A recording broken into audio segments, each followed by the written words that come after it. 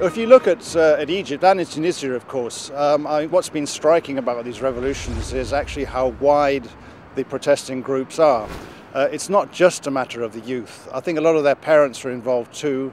A lot of people in the business community are involved too. I mean, I think in Egypt you could see a number of investment bankers who were actively involved in the protests. Many very prominent business people who were sickened by the extent of the corruption were also very actively involved. So a lot of middle-aged people actually were involved too, and that gave it really a very unstoppable force. Facebook and Twitter has clearly been a major element in the whole thing. The regimes that we've seen pushed aside came into power at a time when they could micromanage information.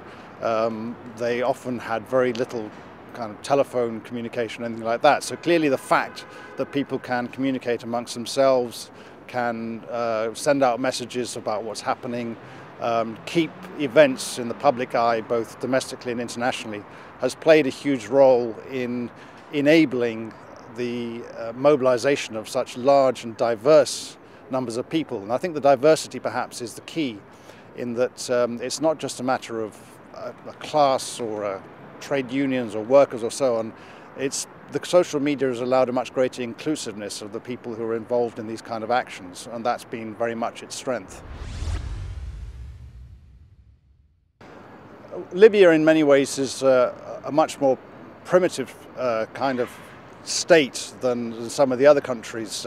The independent judiciary, there's really no institutions there that could actually stand on their own feet, apart from perhaps the National Oil Corporation. It's also the geography of Libya is quite important in that it's very much in two halves. The place where the uprising started was in the east in Benghazi, which is widely separated from the capital. That's similar in a sense to Tunisia in that the revolution started in the periphery and moved to the center, but I think just the physical distance and the difficulty of connecting with the people in Tripoli. I think tribalism has played a part in this as well, although there's arguments about whether this can be exaggerated or not. But I think that the other thing which is clear in Libya is that you did not have the army taking a position on the side of the people. You had a much more fragmented situation there, and that's partly because of the nature of the army. And that Gaddafi never let the army develop into a strong enough institution to threaten him. Another important aspect of this whole revolutionary movement has been a refinement in the way that the outside world's going to have to look at the whole concept of Islamism. In Egypt, of course, the Muslim Brotherhood's been involved in the uprising and has now formed a political party and is going to get involved in the political process. But they very much are not in charge of the process. And I think that that's a reflection of longer-term trends in that the, if you like, peaceful Islamists like the Muslim Brotherhood have been short of ideas on the constructive side. It's been quite easy for them to operate on the basis that Islam is the solution without having to actually work out where they stand on certain policies, because that takes them into difficult territory doctrinally as to whether they are fundamentalist or whether they're modernist and progressive, which brings them into a historicist type of approach of Islam. You have to decide whether to apply all of what's in the Sharia literally. Another fatal flaw perhaps that's undermined the Islamist movement or the idea of an Islamist takeover has actually been Al-Qaeda. Though in many respects we've seen Al-Qaeda as being successful in the sense that it's grabbed the world's attention, that it's caused a great deal of trouble, whether it be 9/11 or in the events in Iraq after the US-led invasion. However, Al-Qaeda has been regarded as being morally bankrupt by huge numbers of people in the Islamic community, and even Islamist activists, people who previously thought that violence was legitimate, have actually argued very forcefully against the whole Al-Qaeda worldview. And of course, as we see in Libya, the dictators use the Al-Qaeda bogeyman as one of the excuses to stay in power, and that clearly no longer works, as that people can see through it, that Al-Qaeda are not the threat to actually take over these societies that's sometimes been imagined. There's going to be some very difficult issues that the new governments and parties as they form will have to grapple with.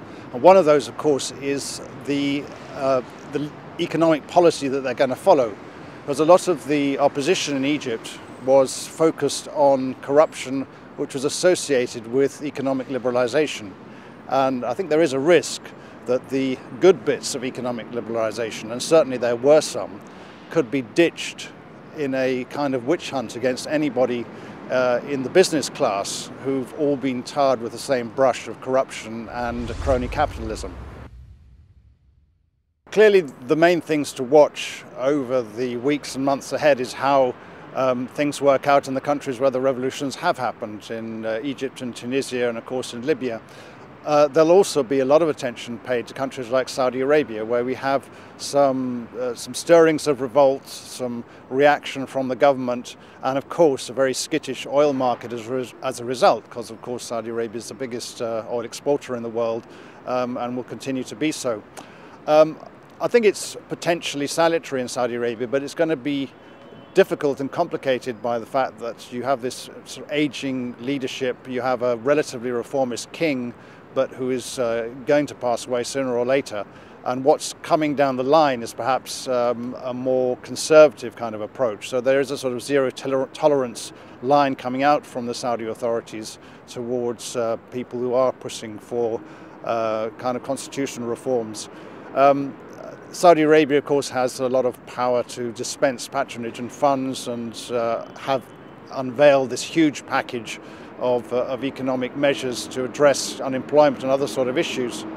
The other thing, of course, I think that should be borne in mind in countries like Saudi Arabia and even Libya is that whoever takes power there will be interested in maintaining the oil sector. So although we've seen oil prices spike, I think in the medium to long term it's illogical to expect that revolution or potentially salutary political change in the Middle East will necessarily result in the region's oil production being cut off or sharply curtailed.